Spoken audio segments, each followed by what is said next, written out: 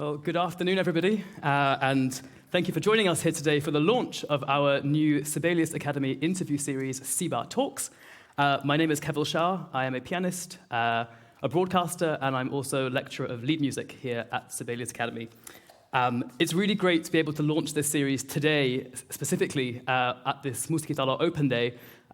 If you've been here already for a few minutes or a few hours, I'm sure you felt the amazing energy in the building today, so it's really lovely that we can be part of that. The way the session will work is that I will speak with my guest for about 40 minutes. I do not have a watch on me, so let's see how that goes.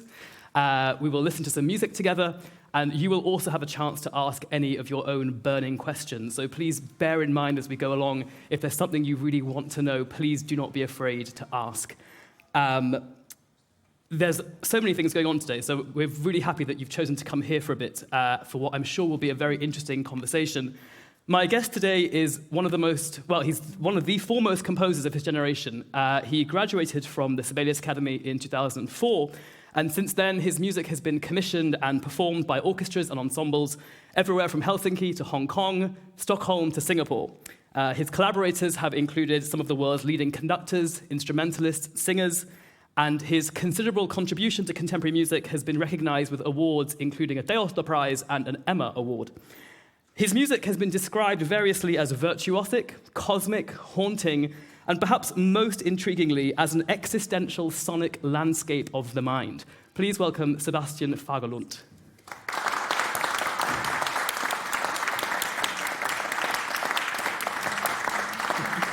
Thanks for having me. I wonder, Sebastian, if we could jump right in with this sonic landscape of the mind. Is this a description that you recognize of your music? Well, I think I have to point out that that description is not written by me, first of all. But in one way, I could say, because often I feel that the starting point for many compositions are, in one way, mindscapes. I mean, it can be an event that triggers an idea for me or a sound, or it can be just a mindset that a certain place creates for me. So we are not so far from it, actually. I can't remember who wrote that or who said it, but it's interesting. But keep in mind that it's quite an abstract description, I would say. Yeah. By contrast, then, would you not describe your music as abstract? No, I would actually. I mean, I do not often write music which is straight programmatic in that sense. But they many times they can have a relationship to a certain place or a certain event or sometimes even just the name of the piece can create a certain place for the audience to relate to or something like that. And I could give an example, a quite early work by me from 2007, orchestra piece Isola. That relates to a place in the Turku archipelago.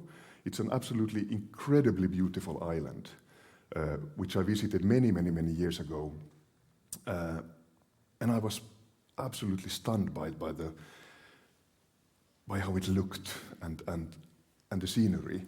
But then at the same time, that place has a really dark and tragic history. This was a place where in medieval times, women who were suspected of witchcraft were brought there. Then later on it was a lepra colony. Then later on it was a mental institution where people were brought to and isolated. So there was this amazing feeling of something, really dark currents pushing through underneath, and then at the same time you had this absolutely beautiful archipelago scenery and a beautiful island in itself, and that made such an impression on me, and that might act as an example of this. What did you say? Sonic mindscape. Yeah, exactly. It's interesting. I mean, I'm thinking when you go to a place like that, for you as a composer, is it the case that when you are in that environment, that sounds already start to formulate in your mind? I mean, do you have a sense that I must write something about this place? No, to be honest, it didn't come straight away. But the impression stayed in my mind though, and so when I returned to my study, I suddenly realized that this is an idea that I can't let go of. And for me, often when I start a new composition or a new commission, it feels almost like the musical entity is there waiting for me. I just have to search for it, or somehow chisel it out. And that was a type of impulse that really I couldn't look away anymore. So in this orchestral piece, then we have those two worlds in one way constantly battling each other, and dark material pushing through, and then grand scenery is also opening, or vistas opening up, yeah. Should we have a listen to it? Yeah, This is the opening Yeah. of Isola, the symphony orchestra from 2007.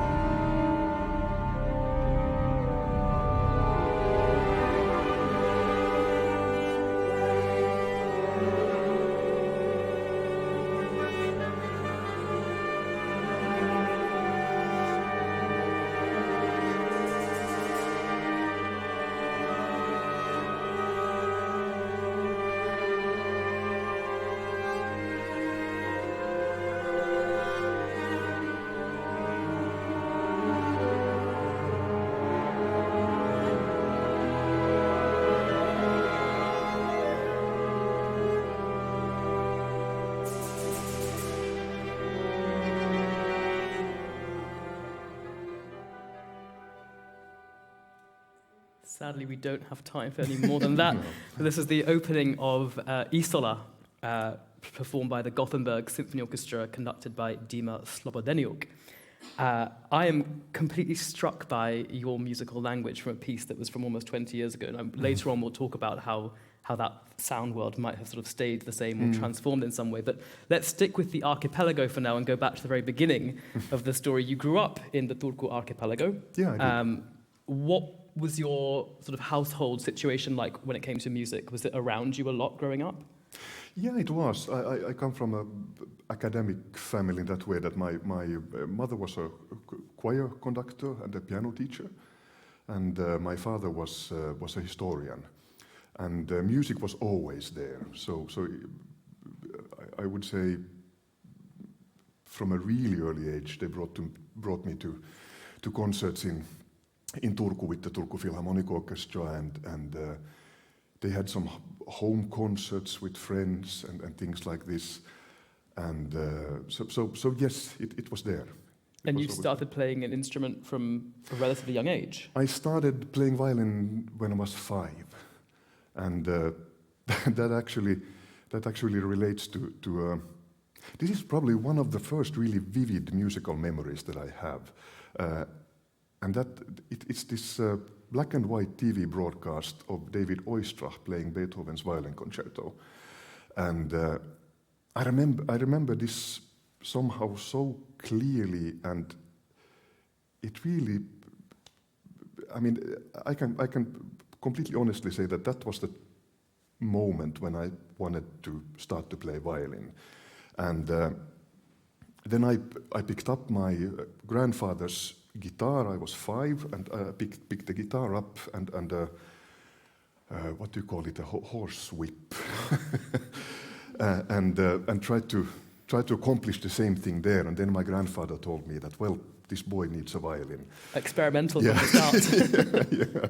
yeah. And so from there on it started. Then came, of course, the huge shock that I somehow had thought that I could play like David Oistrakh immediately, which I couldn't.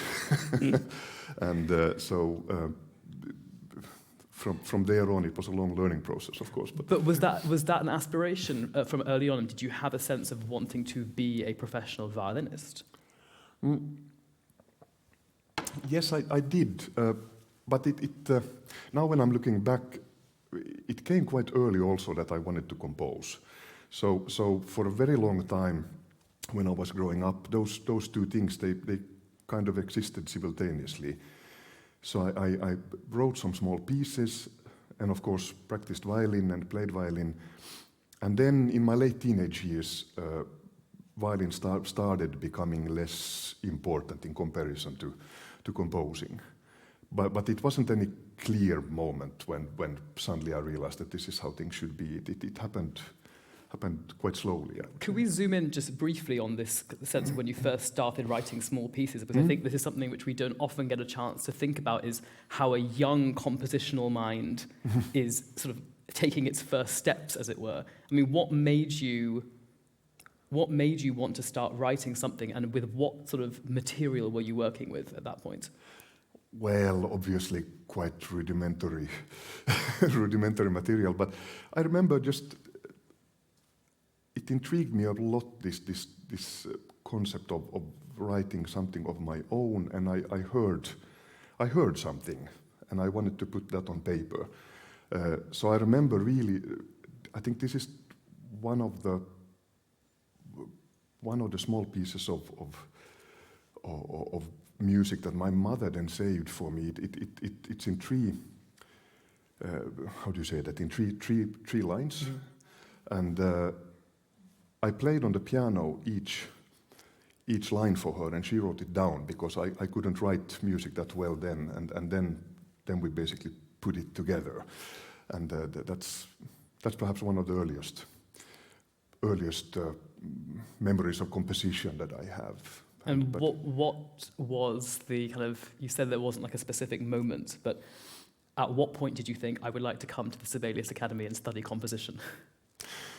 I think it grew on me while I was studying violin at the Turku Conservatory, and then I spent 1 year in Holland studying both composition and violin, and during those years it became clear to me that this is something I need to focus on this now, because there's the whole concept, just like it is with an instrument also. You need to develop yourself, you need to get better in order to be able to express the things you need to express. And there I felt that now I need to get more expertise on that issue. Was there a kind of frustration? Did you feel sort of limited by your unable to express yourself? I would say frustration is perhaps the right word there, that you feel that you have so much in you, but you can't get it out properly on paper as it should be.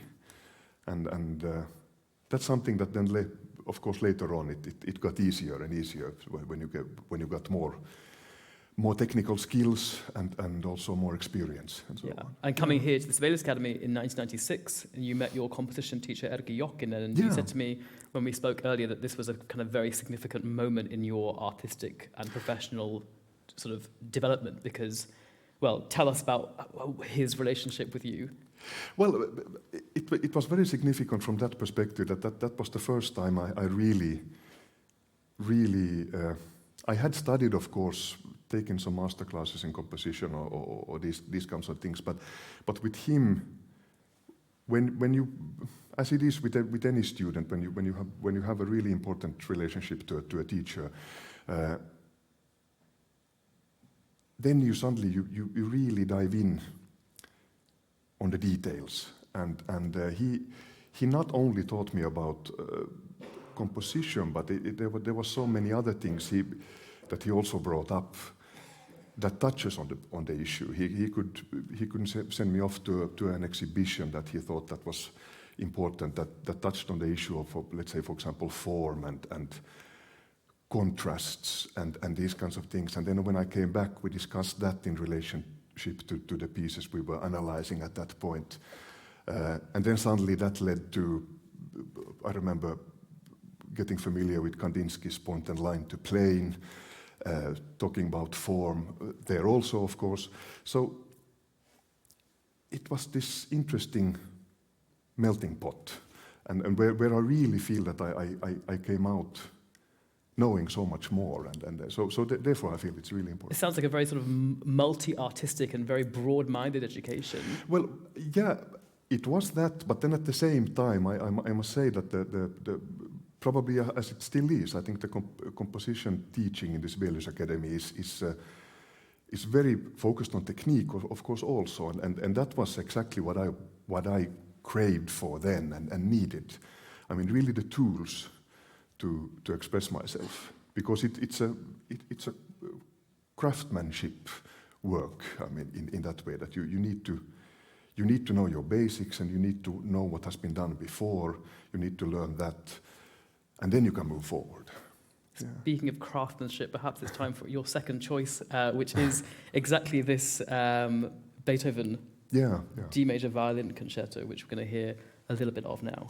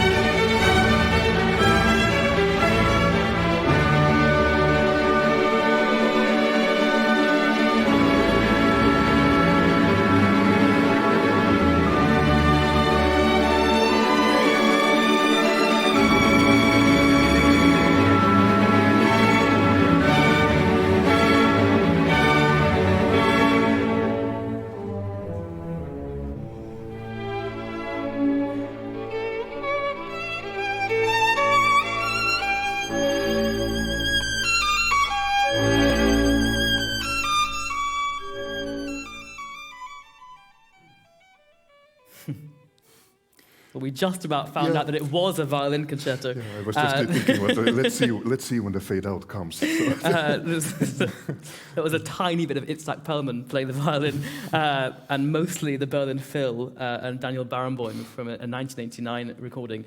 I don't think we have time to talk about your relationship with Beethoven, but I do wonder just briefly if listening to that music now, if it still somehow connects with you in the way that it did when you were so young. Yeah, it does. I mean, Beethoven's music for me is immensely important.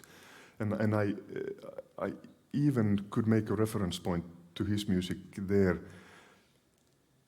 from my own perspective, that I feel that when I have started a composition, I always, well, I feel that you need to spend so much time with your basic materials, with motifs, with harmonies. You need to do that part of the work so intensely, because if you don't do the groundwork properly, then it's very difficult later on in the composition process. And that's something I remember reading about Beethoven doing. I mean, how he worked on his motifs over and over and over again until he was satisfied with it. And I find that that's a teaching that's worth keeping in mind. Yeah, and you can see in the manuscripts exactly. the amount of revisions that's being done. Yeah. You graduated from the Sibelius Academy in 2004, and I wonder what those early years in the career were like for you. Had you made important relationships with your fellow students to then be able to start making a career? Well, these are the things that you really can't plan that much. I think luck plays a part in it, and then you meet people that you suddenly click with, that you realize that hey, we are on the same.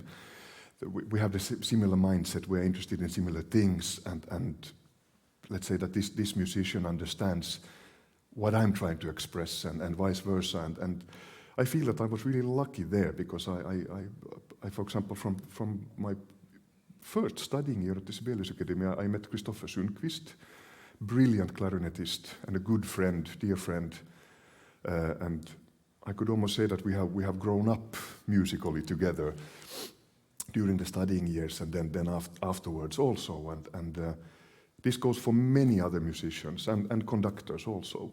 So,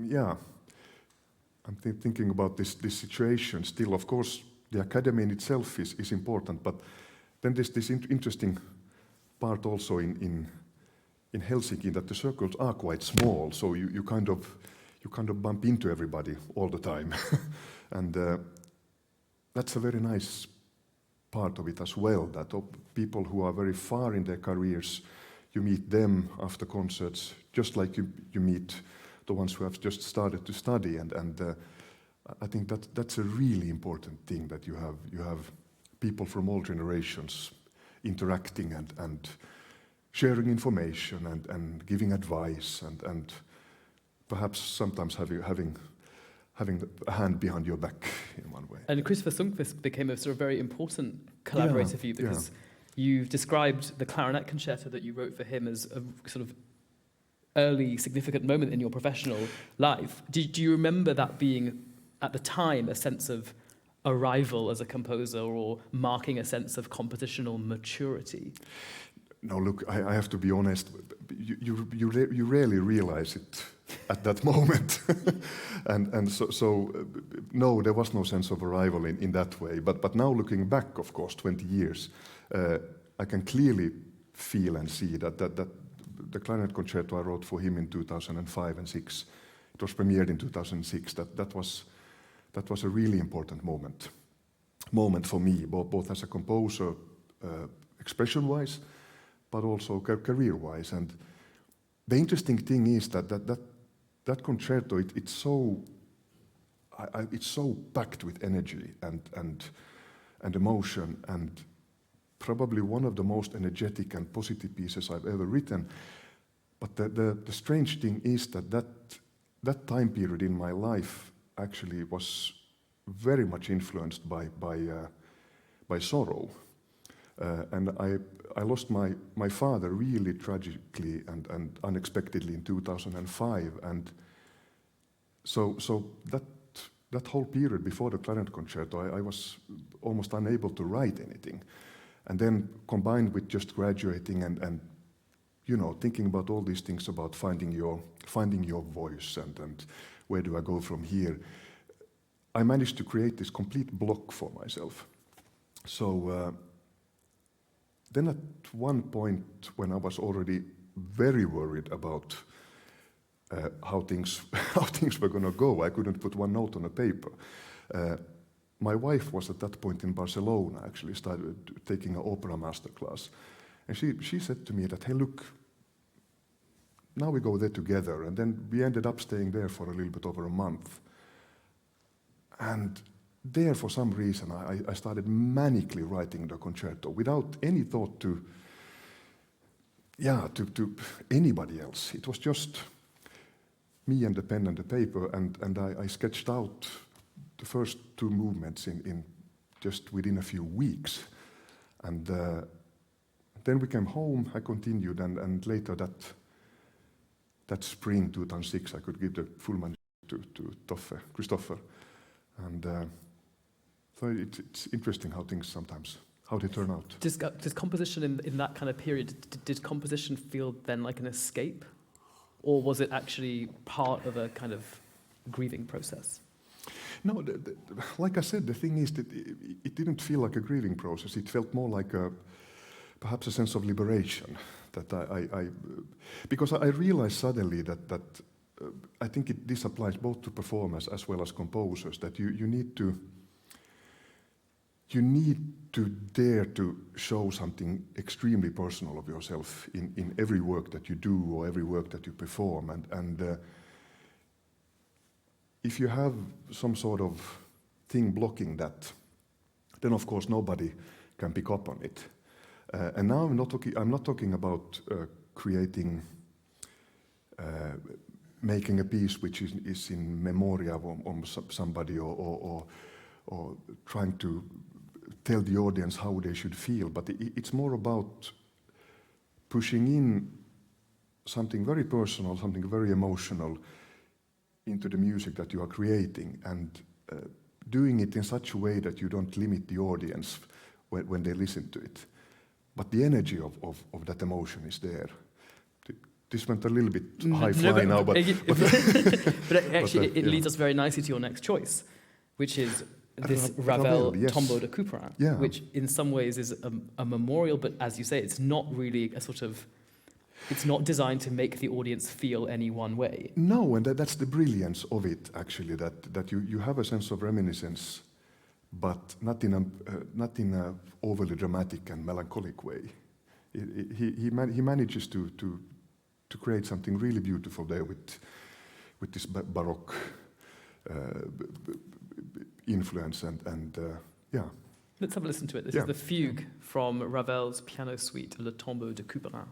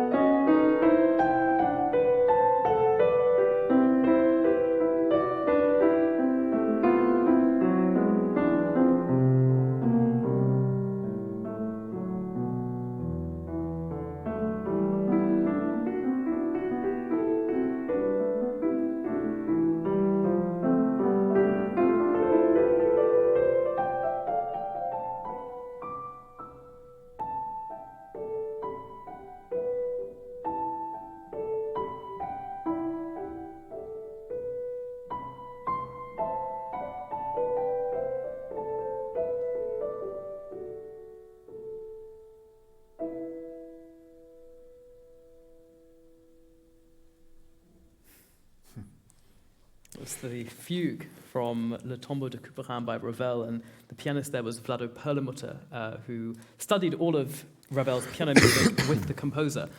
And I think you can hear, can't you, the sort of the distillation of expression, that there's such clarity and such transparency in the writing. Yeah, I've always been a really big admirer of Ravel's music, both orchestral, but for example, this Tombeau score of his own orchestration, I have had it since teenage years, and it's always wonderful to come back to. And actually, the reason why I chose this fugue, there's also another reason, and that's because there was an orchestration I made of this fugue in the late 90s. Avanti has always had this, Orchestra Avanti has always had this summer music festivals in Porvoo. And they had a composition masterclass, and I attended that with some friends of mine, and Esa-Pekka Salonen gave everybody a task that orchestrate one of the short piano pieces which Ravel didn't orchestrate. And I orchestrated this fugue, and this is probably one of the most wonderful memories I have of summer festivals, because after all the main concerts were done, we gathered in this gymnastics hall, 2 o'clock in the morning, something like that, a little bit beer, a little bit wine, the whole orchestra, Esa-Pekka conducting, and then Jon Stugårds playing, I think, first violin, Sakari Orma playing in the second violin, and then they performed all our orchestrations, and there was this amazing spirit in this situation. We kept going until early morning, and it just made me reflect that how of course you can organize everything to the smallest detail, but sometimes these events, the only thing you need is an extreme passion for doing something, and it leaves such an impression and mark then on you. So that's also one reason why I wanted to play it. Yeah, this culture of Finnish music summer festivals is really something I think very, very special here, that we create these environments where people come together to do such a wonderful mixture of organized music making, and then a lot of discovery that happens through these kinds of almost improvisation moments. Yeah, kind of. And well, you have a small festival under almost every tree in the summertime. So, to move just back into this world of detail, though, I think one thing which certainly I'm interested in, I'm sure many people are as well, is what the daily life is like of a composer. Because it's all very well having an image in your head or an idea, but you must get something onto paper. What is your daily process? My daily process is that it doesn't always follow an exact time that I go at 10 o'clock to the study, but I go every day to do something. I mean, a good day can also be that I don't get anything written on paper, or that I actually get rid of some music I did the day before, but I need to go there every day, and I need to stay in touch with what I'm working on. And I must say that probably my biggest fear is losing the connection with the music I'm working on. So this of course drives my family mad then if we are on a week vacation, and I just can't let go. But then of course then you have the issue of traveling, which also makes it a little bit more complicated. But I try to take with me at least a laptop and then some sketching paper. But I think the regularity is really important to stay in touch. And then on a more detailed level, usually if you think about the composition process, it depends completely on where you're at, but it starts from such a concrete issue as if I've been commissioned an orchestra piece, then of course the size of the orchestra gives me already a certain framework. Then comes into play also how long it's expected to be, and gradually you take it from there. You like we discussed here in the beginning, that you have maybe might be an event or there might be a thought that occurs to me that suddenly I can't let go of it, and then the entity is there, and then I just have to find it. But this requires quite a strong imagination, doesn't it? And I wonder if imagination is something which you feel you had to cultivate consciously, or have you always just had a vivid imagination for these things? I think I've always had quite a vivid imagination. I think any composer needs to have that. And performance as well, I mean. Yeah, it seems like an essential ingredient. I'm just thinking that to have had a composition teacher who so consciously pointed you into the direction of art, or to just broaden your frame of reference, is that something which you hold on to today? Do you still find yourself in an art gallery or reading a particular book and saying, this could be material for me? Yeah, I think it does. And I think it's really important that you, first of all, you need to stay in connection with what happens in society around you. But it can be everything from literature to arts exhibitions. It can be a wonderful rock concert. It can be many different things.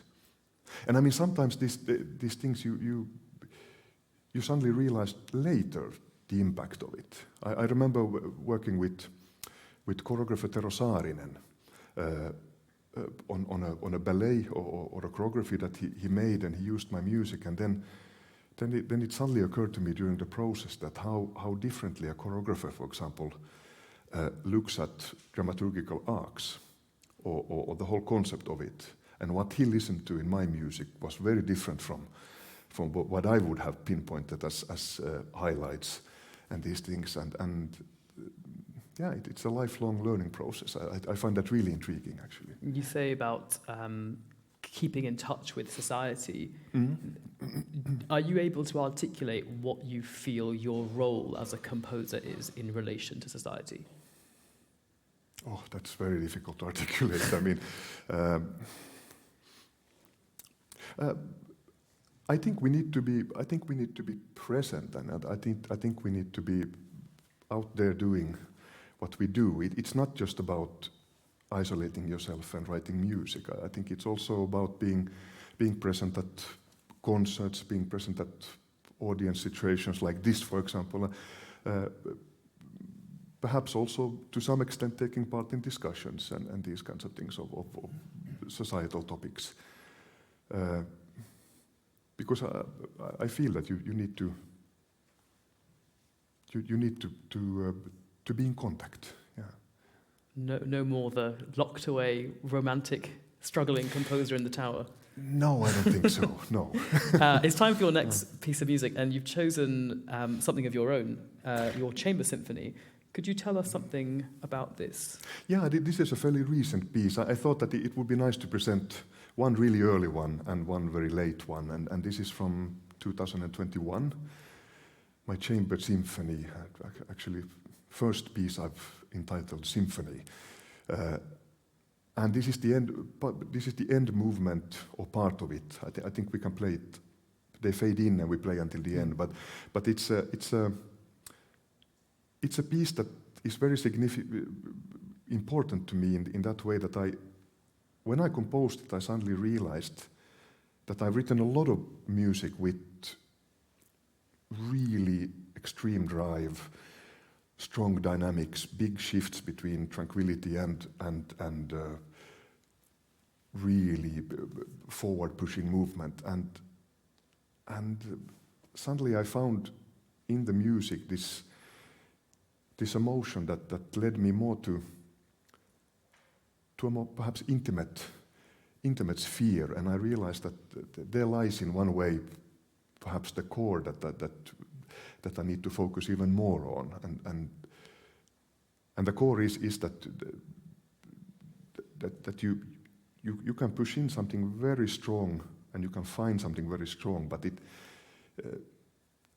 the more exposed and the more delicate you dare to show it, I think the more strongly it also affects then the person who listens to it or takes it in. Let's have a listen then. Yeah. This is the third movement of your chamber symphony. Yeah.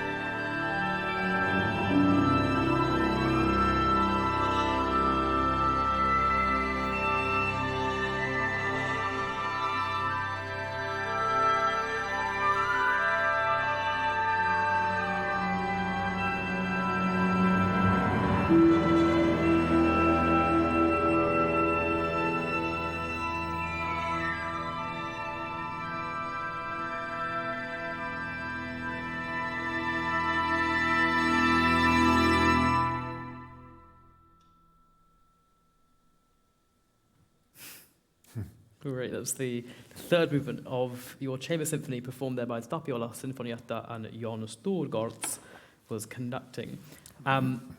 Let's come right back down to the very present moment.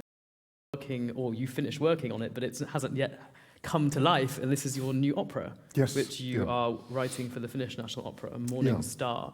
Could you give us a bit of an introduction to what this opera is and how it came about? Well, it's based on a really brilliant novel by Karl Ove Knausgård, a Norwegian writer. And if I go a little bit back, I mean, this goes back to 2020. I think it came out in 19 or 20 or something like that, the book. And I had been looking for a new opera subject for years after Opera Autumn Sonata. And then I read this book, and I suddenly realized that now I think I have it. And I called my librettist, Gunilla Hemming, and said that, hey, please read this book. Let's see what you think. That can be. Is it possible to turn it into an opera? And she read it and replied and said that yes, let's try. Quite of a challenge, but still let's try. And we brought it then to Lili Paasikivi, who was head of the National Opera at that point, and presented the idea to her, and she got then really interested in it. And so that's a little bit the framework for it. But what the story actually is about, it's a really epic story about people in a Scandinavian city, actually in this case in Bergen in Norway. And it happens during 2 days. So we have 2 acts. We have day 1 and we have day 2. And in the middle of Act 1, suddenly this absolutely enormous new star starts to rise over the horizon. And people are so focused on their own problems that many of them doesn't even react to it. But then at one point, they can't look away anymore. And society starts to change, and there are many, of course, also references in this story to religion and what the symbolism of the morning star, what it can bring. So I would perhaps not be wrong if I say that this is in the world of magical realism in that way, that many different things starts to happen. And we have a certain set of main characters, and their lives then, some of their lives, they just briefly touch each other, but some are also intertwined, and it's an incredible story. Not actually an apocalyptic story, but more a story about very intimate and beautifully described personal relationships and challenges of our modern times, of what they are and how people try to cope, and also how people fail. And so I think it's a very interesting and important story that really reflects on our being here right now. The morning star can, of course, be many things, depending on how we how we see it. But it sounds very much like exactly the way you, from everything you've said today, that how your music and how your mind works, that there's this event or this idea or this image which makes you sort of start making connections into sort of, let's say, more universally human things that you then find a way of translating into sound. Yeah, and I think when we are talking about opera, I think that's the crucial thing, that you need to find a story that resonates with, of course, you yourself as a composer, but also with the audience. And so it needs to be in one way eternal, but then at the same time it needs to also contain the elements that connects it to our world. At least I feel that's very important. And then it starts to grow. So having said all this stuff about music that connects us to our world, the last thing we're going to hear now is a piece of music which talks about detaching yourself from the world. Tell us about this. Well, this is Mahler's Rückert-Lieder, I'm lost to the world. Ich bin der Welt abhanden gekommen, if I remember correctly. And this is a piece I chose purely out of the reason that I heard it when I was very young and reacted very strongly to it already then. But then, as it is with really brilliant music, that then you find later on in life, you come back to a certain piece and you find new things in it. And this actually relates to opera also in many ways, because for me, this piece, there is this absolutely magical place where the singer sings the word ruhe, calmness, and you have a G, and then the vocal line lands on A flat, and this is an absolutely amazing moment that made me already a long time ago reflect on how much you can do when you have text and music together, and how these interact, and how much you can do with so little. And then, of course, I think this music example is sung by Ann-Sofi von Otter, who was played the leading role in my previous opera, and she was an enormous inspiration for me writing for her. So I thought it would be wonderful to end this with this. Yeah, it's a perfect way to end, and we couldn't possibly cut anything from this. So this is all 7 glorious minutes of Ich bin der Welt abhanden gekommen by Gustav Mahler.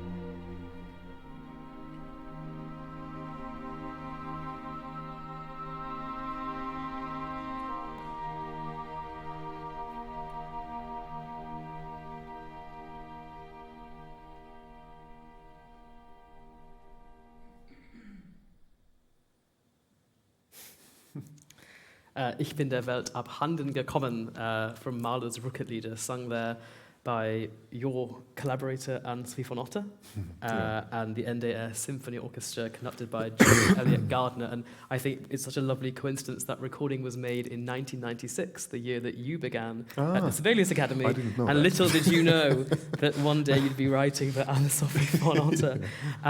We have a little bit of time now for some questions from you, so if there's anything you'd like to ask, please feel free. We have a throwing microphone somewhere so that the people who are watching back on the video can hear your question, and we'll start over here, but if you just wait for the microphone to come.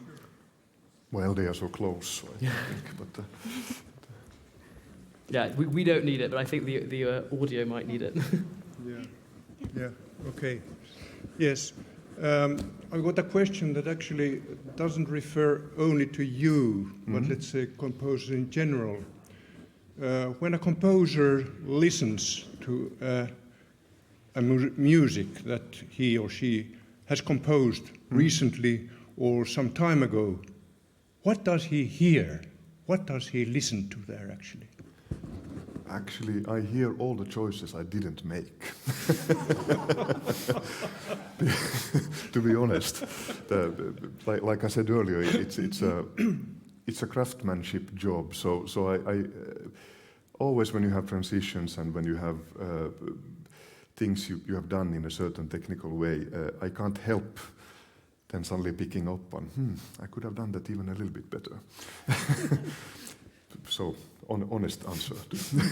Do you think that this is a general way that composers listen to their own music? No, I don't or? dare to say that for anybody else. This is just me personally. Yeah, sure. But this goes, of course, for the music that I compose myself. But exactly. then it's a different issue when you listen to something older, something new by a colleague. Sure. Then I think you hear. But of course, in the background there is also the emotions that I've felt and all these things playing in. That I remember what state of mind I was in, and then I often feel when I compose a piece that it's like there are two settings. One is where the music is fading up and me is fading out, and I feel the stronger that contrast becomes, that the less I become and the stronger the music becomes, then usually I'm more at ease when I listen to the piece that I've made. Yeah. Okay, Yeah. Thank you very much.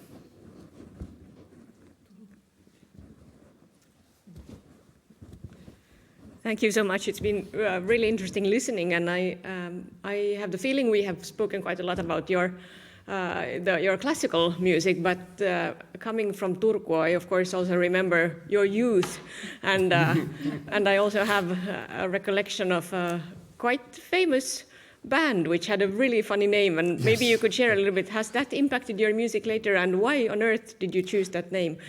If we would have had more music examples, I could have taken something completely different also for this. When I studied in Turku at Turku Conservatory, I played also fiddle in this folk rock music group called Lost Libidos, and I can briefly tell you about the background to the name. We did a lot of gigs, and it was really fun. I had these situations where we could play a gig with 3-4 sets until 4 o'clock in the morning in a local bar, and then I remember going to Turku Philharmonic and stepping in and playing. I think it was Bruckner's 7th. I played second violin the next morning. So it was this really intense, wonderful time. But back to this band, the first name of the band was actually an address of the home singer, of the lead singer. And then after the concert, nobody came to that address, and we were really sad about it. And then somebody came up with the idea that we have lost our libidos, and so hence the name. Yeah.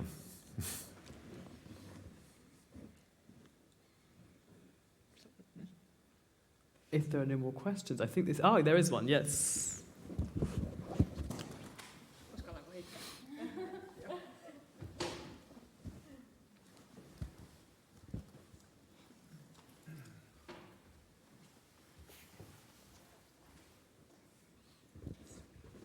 Hi. So, is there a specific orchestra or maybe a specific conductor that you feel like gets your music specifically well, or that like resonates when you hear it back? I think I have quite a long list of those, but if I would mention one, I worked really extensively with the Finnish Radio Orchestra. So I feel almost as if I come home when they are playing my music, because they have been part of co-commissioning almost every orchestra piece I've done. And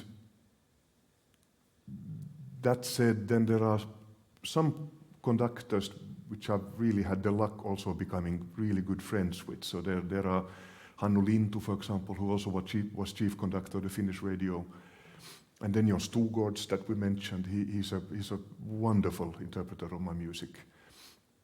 And the list can go on. Dima Slobodenjuk is another one we heard. That was the first recording of my music actually that we made with Gothenburg Symphony. And we were both really in the beginning of our careers. So I remember the excitement when we went there. But yeah. I could continue from that to your relation to specific performers. And we know that Mozart wrote for specific coloratures, and Kaija Saariaho wrote for Vilma Jää some very special techniques, and you wrote for Toffe. Can you tell me something about this? To what degree do you take the specific qualities of a performer in consideration when you write for him or her?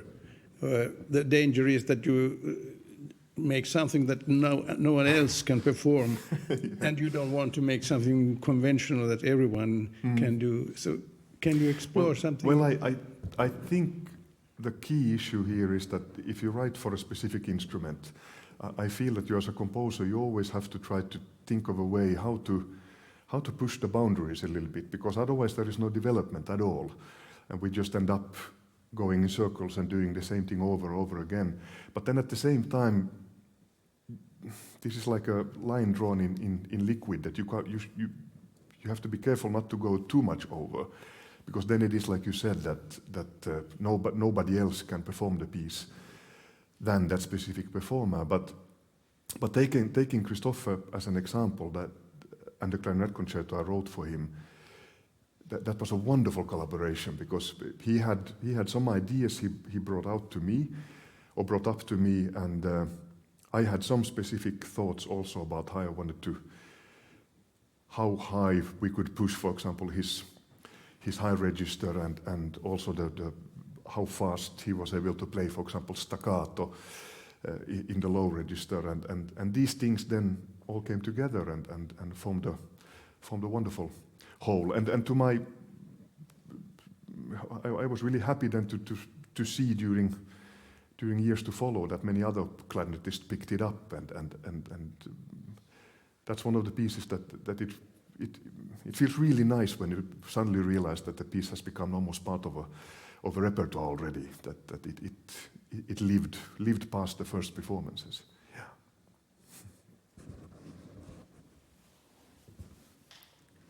Well, if there are no other questions, all I'm left to say is please join us for the next episode of this series on the 11th of March, when kantele player and folk musician Maija Kauhanen, who was our alumna of the year, she will be in conversation with me talking about the really fascinating music that she makes. But for now, thank you all very much for being here, and most of all, thank you to my guest, Sebastian Fagerlund. Thank you very much. Thank you, Kevin.